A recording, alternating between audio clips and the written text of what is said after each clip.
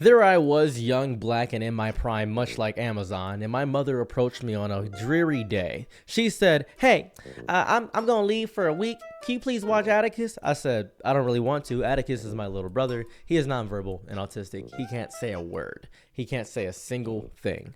So she said, "Okay, can you please watch him?" I said, "Mother, I wish not to." And she said, "Please?" And I said, "All right, I guess I'll do it." She kept begging me. I decided to listen to the whimpering dog out, mostly because I didn't really feel like doing anything. And I really didn't vibe with doing things that I'm told to. And she said, "All right, so quick thing. Can you teach him how to speak?" I said, "I'm sorry."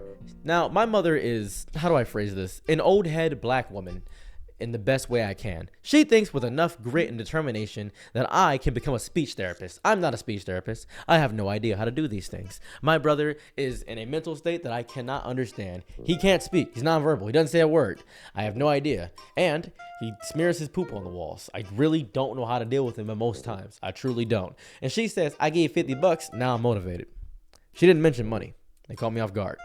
As soon as she said money into the equation, I became Mr. Krabs. I felt the coalition of my entire body go through. That's green privilege for you. Money is a great motivator. It's the only reason I have a job in this lifetime is for money. That's the only reason I do it. If I'm not, I would sleep all day and travel if things were free. However, money, that's how you get me moving. That's how you get my body regulated. I looked at her and said, "Mother, by all means, I 100% will do this." She said, "Okay, bye." Now then, first day, difficult. Extremely difficult. I believe he set the kitchen on fire. He realized that nobody was in the house besides me, and he decided to take me over. Now, I want to point out, my little brother, about 3'4", 110 pounds. However, the soul he has in his body, 6'8", 650 pounds. That's what it felt like. He looked at me and said, "Duh." Pushed me to the side. I flew 37,000 feet. I felt my body go against the wall. I felt crumble. I had to pull myself out of the wall. It was intense and psychotic. I said, "All right, Atticus." Coughing up blood and spitting out a tooth. I said, "Okay, let's calm down here." He said, "Duh." I said, "Okay, pause. We're going to learn a word." I pulled from my pocket the thing that I keep in there at most times, a potato. I said, "This is a potato." He said, "Atticus, I'm only going to say the word potato for the next 5 to 6 days." He said, "Potato." He looked at me and said, "Ah." First day was horrible. I just said potato in different frequencies and tones, as if I was speaking to a dog. My little brother is not a dog. Don't ever say that about him. Only I can say it because he's my little brother. I proceeded to try this method and tried my best. I didn't use YouTube, didn't use Google. Maybe Google would have helped me out. Maybe I could actually spoke to a speech therapist. Maybe I should use BetterHelp.com to see if that would work, but it didn't work. I simply kept saying potato. The first day, he lit the kitchen on fire. Very horrible day because we were making grilled cheese, and I called the grilled cheese potato. It was very interesting. He left the grilled cheese on the stove for too long and didn't let me get close to him. He kept pushing me away because he wanted to see how dark it could get because he likes when things burn. That's how he operates. He's a little bit of a pyromaniac. That's just how he is. Afterwards, second day, really difficult. Second day, we were trying to make some more headway. I said, "Potato." He said, "Pa." Whoop. He said, "Pa." I almost lost my soul. I leaned back a little bit. I said, "Huh? What'd you say?" He said, who?" Maybe I misheard. Maybe I'm having a hallucination because I'm so determined because I've been saying potato for so long. Maybe I'm hearing the word in the confines of my dreams. Maybe I'm dreaming about it. Maybe I'm sleeping about it. Maybe I'm thinking about it. Maybe I'm hypnotized by the allure of what the word is. I don't know. I have no clue. But then he says, "Pa." I said, "Oh, Pa? Atticus, you said pa?" He said, "Pa." I said, "Oh. We're making progress. We're doing good. This is great. This is great. We're doing fantastic. This is the greatest thing I've ever experienced. I'm over the moon. I feel this in my chest, and I feel this in my soul." I say, "Atticus, pate?" He looks at me. "Pate." Almost lost my knickers. I almost lost my soul. My shirt almost flew off the screen. I almost lost every fiber of my body. My knees began to buckle. I could feel him getting closer to the word. I just needed him to get to the thing that are attached to my feet. I needed him to get to toe. That's all I needed. Just one thing, and that sweet, crispy $50 was gonna be so coveted in my pocket. $50 back in the day. Oh, gee willikers, that's so much money.